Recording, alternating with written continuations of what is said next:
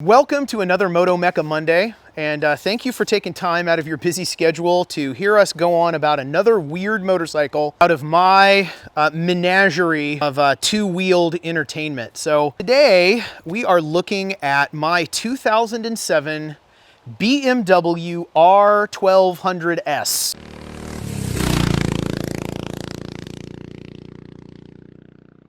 A motorcycle that we certainly could make an argument for being one of the strangest bikes that BMW has ever let leave the factory.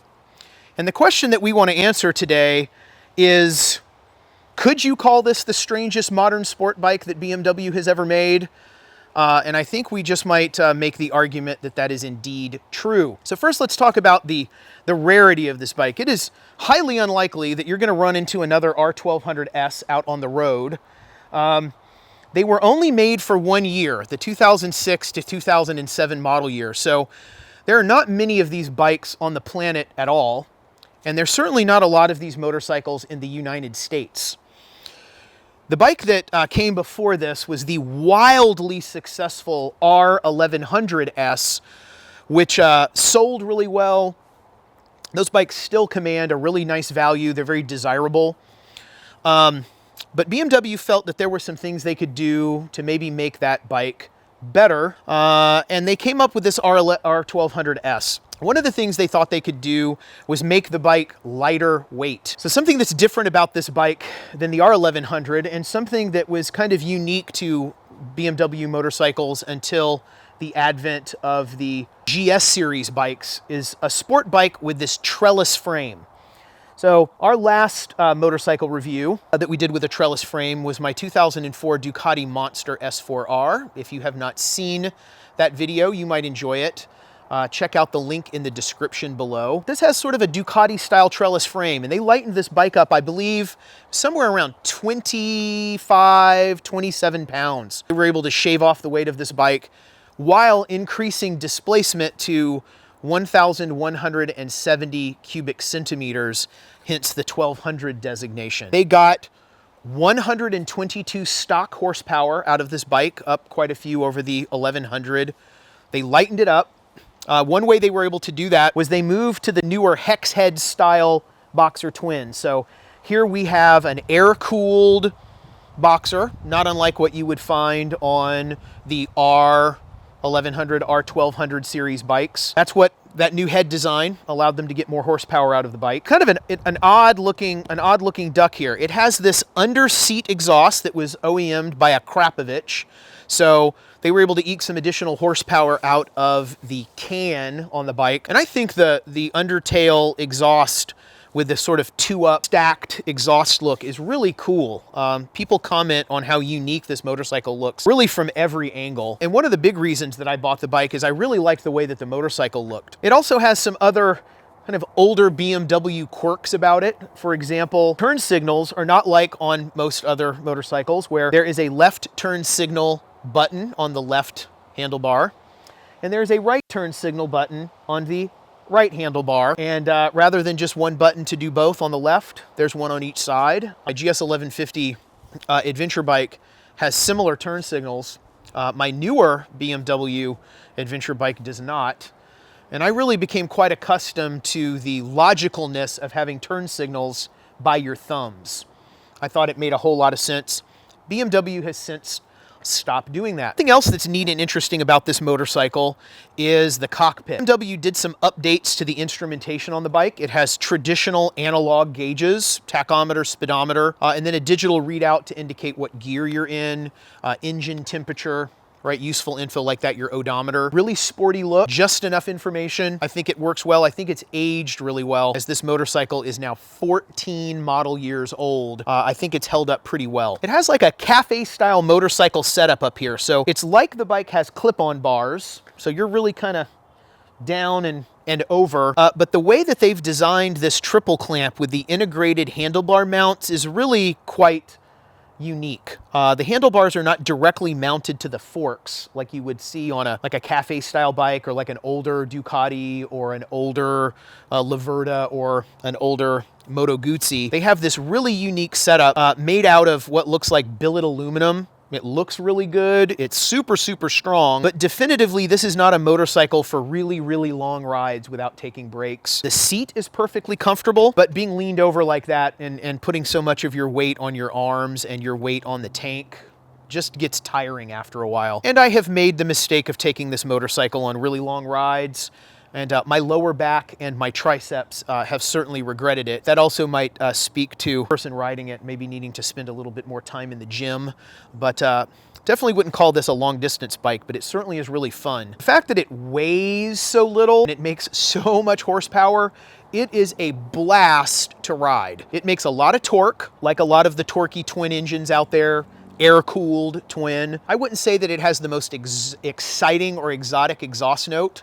I think the Italians did a much better job with that. But when it comes to a bulletproof drivetrain, a lot of torque, a lot of top end, this motorcycle will absolutely scoot, and scoot. In many ways, I find it very similar to my 04 Ducati Monster in that it's just really purpose-built.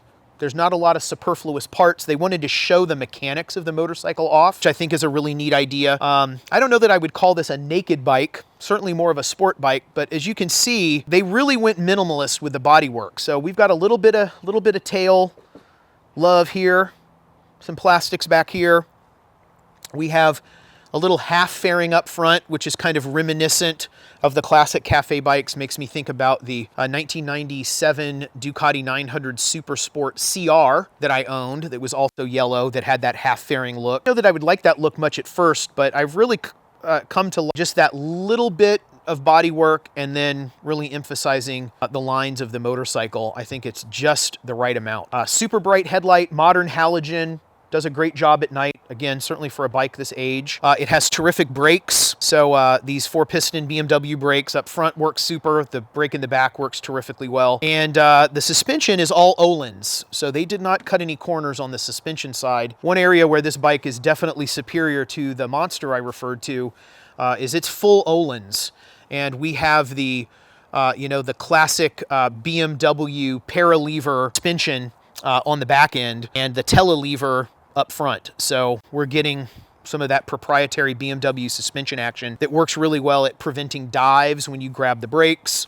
It doesn't squat, even though this is a shaft drive bike. It's really good when you come on the power. And another thing about this motorcycle that's particularly interesting is how many miles that it has on it. Now, I would love to be the person to claim that I put the bulk of these miles on this bike. This bike is sitting at exactly 97,188 miles. 97,000 miles. Bought this bike used about 6 years ago, and I have had nothing but a terrific experience with it. I've had to put on new handlebar grips because those got worn out. Had to do some basic service on the bike, but the previous owner, I'm the second owner, did an outstanding job of staying on top of the maintenance of this motorcycle. It was his commuter bike, so he rode it most every day. There are some signs of that wear. You can see that the seats need to be refinished because there's some just wear cracks in them from just being used. If you get on this motorcycle and twist the throttle, it really doesn't feel like it has any more than about 10,000 miles on it. This is a testament to the quality of German engineering and German parts. Absolutely fantastic from a reliability standpoint. I could not believe that this bike rode as well as it did for having as many miles as it did when I bought it, and it has been nothing but fantastic.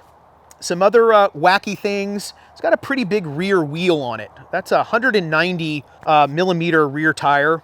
Really fat rubber. Again, classic BMW single-sided swing arm. So there's nothing new or super high-tech about the components of this motorcycle. Just that additional horsepower, that little bit of additional torque with the hex heads, and some looks that definitely get a lot of attention and a lot of questions because you just don't see the bike a lot. It has a carbon fiber rear fender, which I think is a really nice touch.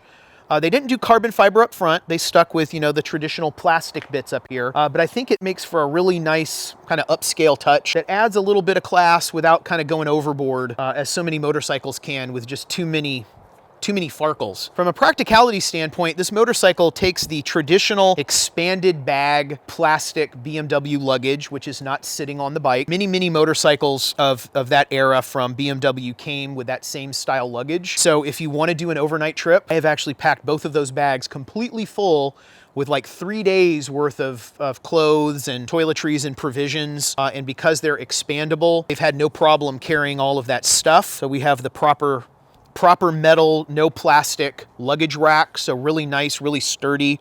Again, German quality, and just a motorcycle that I guess was not long for this market, hence just the 1 year.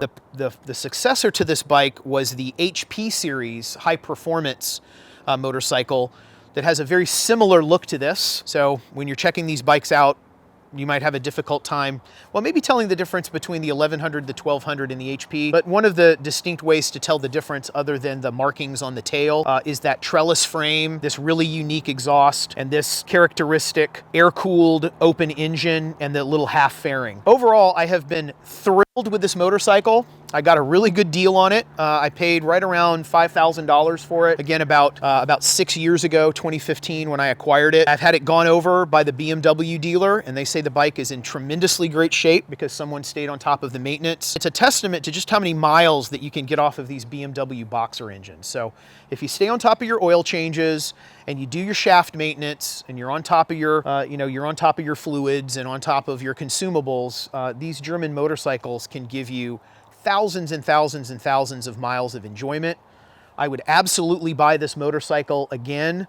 And I definitely think we could make the argument that this 1 year R1200S is one of the stranger motorcycles that BMW has made in recent time. I'm always proud to throw my leg over top of this bike. So again, thank you so much for taking a few minutes to hear what we have to say about another weird motorcycle in our two-wheeled motorcycle menagerie. We hope to see you again next week. And if you like what you see, hit the like button. If you really like what you see, hit subscribe. If you have any ideas on other strange motorcycles that you would like us to seek out and review, definitely leave us a note in the comments below. And we look forward to seeing you on the next Moto-Mecca Monday. Thank you so much.